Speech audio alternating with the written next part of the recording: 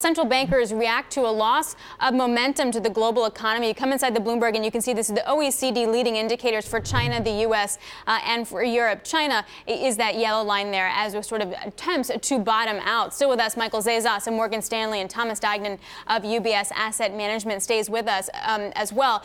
Thomas, if you take a look at that chart, the reaction to many investors has been go buy emerging markets. Does that make sense to you? Actually, it does. The emerging markets, to the extent that banks are an easing process, that makes emerging markets more attractive.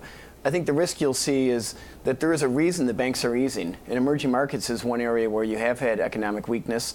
And it's interesting. I would say for U.S. investors, it's a tremendous opportunity because we're in an area of economic strength with a low interest rate environment.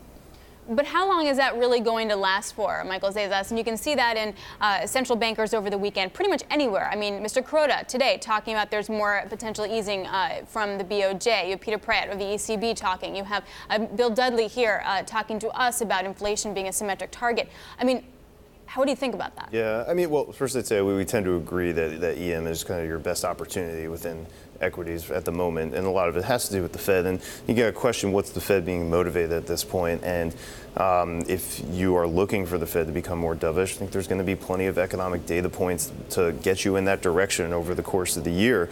And from our perspective, we kind of tie this to what we call the downside of fiscal stimulus, right? So in 2018, we got roughly $1.5 trillion worth of tax cuts, relatively front-loaded.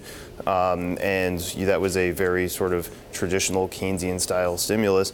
Now we're kind of coming down off of it. It's also created these kind of pro-cyclical incentives for companies, which is to say that you had your max incentive to spend last year. That is getting kind of slower and slower. And I think that it's sort of on top of the normal downdraft you have to growth, increases some more of the downside risk. So I think the Fed's going to be, it's not surprising to us that the Fed took a bit of a dovish turn earlier this year, and I think that those incentives might get stronger.